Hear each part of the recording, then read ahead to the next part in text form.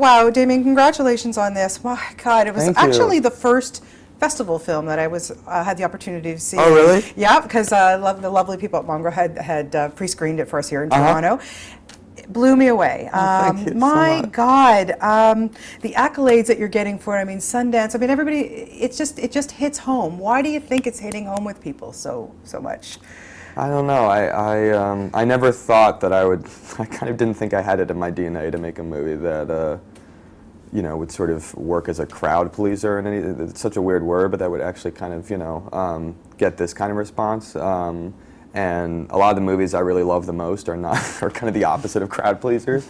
So those were the kind of movies I had in mind when making this. I don't know. So I think I'm not really sure. I do think a huge part of it is the two actors who I cast that just are able to turn something that I think could have been esoteric or could have been sort of inward looking or could have been maybe too tough to sort of deal with on screen and actually make it really, they dramatize it, they make it not only entertaining to watch but just almost impossible not to watch. I think those two guys have such great chemistry that at the end of the day, a lot of my filmmaking was just trying to not screw with that. Yeah, for sure. You know? And so, did you have this kind of music experience? Because God, I hope you didn't have a teacher like this. Whoa. I didn't have a teacher quite like that, but I had a teacher who, I mean, the whole thing, the whole genesis of the project was very much autobiographical. It was sort of, wanting to tell a story about what I went through as a jazz drummer, or as an aspiring jazz drummer in a sort of competitive jazz ensemble, and with a teacher who pushed me really hard, and what that kind of meant to me, and the sort of questions it sort of raises, not just in my personal case, but other musicians I know who've kind of kept at it, whereas I sort of haven't played drums in a while now. I make movies about it instead. Much more cathartic. Right. So, but I still have the anxiety nightmares routinely of sort of being on stage and not knowing the chart, or or having the wrong music, or missing the beat, what have you. And that was interesting to me because I felt like I hadn't seen a movie about music played purely as a thriller, but not by kind of adding in some outside element, just literally playing the fear of going on stage, or the fear of disappointing a conductor, or the fear of screwing up. That plagues every musician at any competitive level, or anyone at any competitive level, and really playing the fear of that, and doing a movie about that kind of emotion. Yeah. Okay. Miles Teller. Who knew?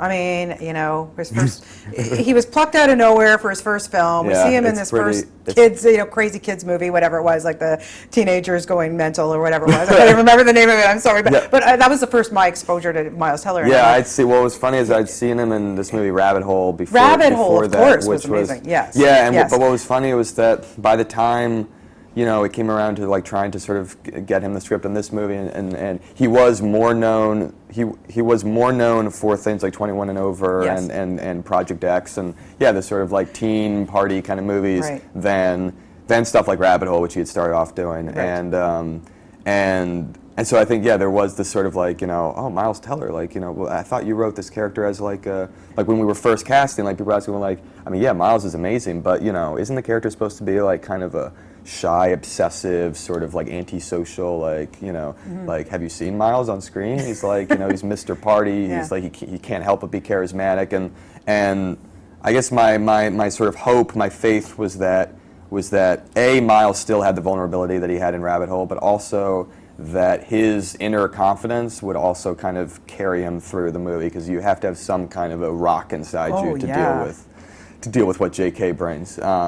And that he had that kind of combo that I personally don't think any other young actor working today has. He was outstanding. Now tell me about his drumming experience, though.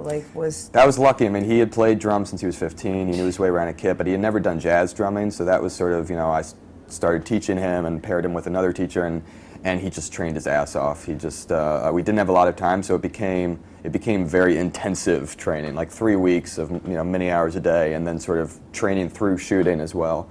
But yeah, he just he did a good job. Have a lot of top-notch drummers seen this. I'm thinking of the Neil Pearts and the and what they're just wondering what the reaction to his playing is. Some have, and it's I mean, certainly to me as a former aspiring drummer, it's that's I'm very concerned about that. I was very concerned about making sure that that the movie captured some aspect of that instrument that there are not a lot of movies about drummers. It's usually the sideman it's usually an instrument that's relegated to the side or to the back, but the thing about being a drummer, especially in a big kind of ensemble orchestra like that, is that you're the one instrument who, if you screw up, it's like the train going off the rails. Yeah. So there's this incredible pressure. Yes, you're carrying the beat. And there's only one of you, and you stand out as opposed to 5 saxes or 5. I was going to say, because you can't let that guy play the note. I'm going to take a minute break here. No, you can't do that. I remember being very jealous of those other horn players when I was the drummer, going, "You don't know how hard I have it, you assholes." For sure. And J.K., I mean, we've seen him play the heavy, but more than lately, especially with the television show that he recently did, it was more lighthearted, but... Yeah. Whoa, what a performance from him. Honestly, it's Oscar caliber in this. Yeah. I would never want to meet a man like that or treat my children like that. Holy mackerel. I wanted the character to be as scary as possible. It's, the whole point of the movie was you have to ask the question of how far are you willing to go. Yeah. So in order to ask that question, you have to go, the movie has to go far. Otherwise, the question becomes too easy to answer, especially if you sort of show a certain amount of achievement at the end. So it was really important that J.K. Just bring it on that level, and he did. Was it hard for him to leave that character behind every day? No, he's such a pro that he was talking to me about this earlier. I think earlier in his career it would have been, but at this point he's been doing this long, and he has those muscles where he actually is able to kind of snap in and out, and so Miles and J.K. both would be laughing between takes and then go back to slapping each other, and it was really it was weird, but it was kind of bracing. Yeah, I just want to know, how many drum kits did you have to go through?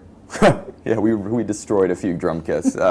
We planned for that though. We knew there was this drum kit where there's going to pound through, break the drum heads. This one's going to be kicked over. This one is.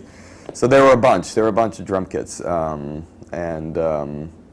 but it was well worth the damaged, the battered drum heads and drumsticks lined in its weight. Yeah, is this going to make people take a step back and think do I really want to go into a school and it's, you know what I'm saying? It's so competitive in these music schools. I mean, as it is in every type of school, whether you're going to be a lawyer or a vet or whatever. But I think also today's generation, I think it's even.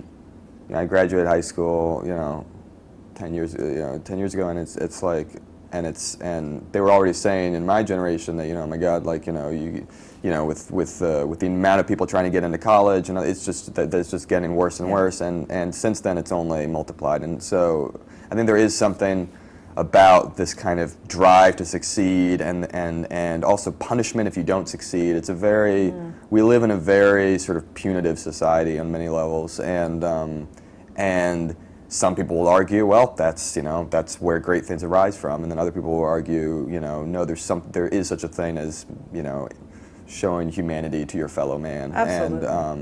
And that is the most important thing of all. And I fall more on that end of the spectrum, but I'm also in awe of great achievements, and so that was the dilemma for me. That was my way in. Yeah, I mean, there's nothing wrong with hard work. Don't get me wrong, of course, but to see it to the extent that we see it through. Yeah, hard work is one thing, but suffering is another, and that was kind of I wanted to push it into that direction to really kind of.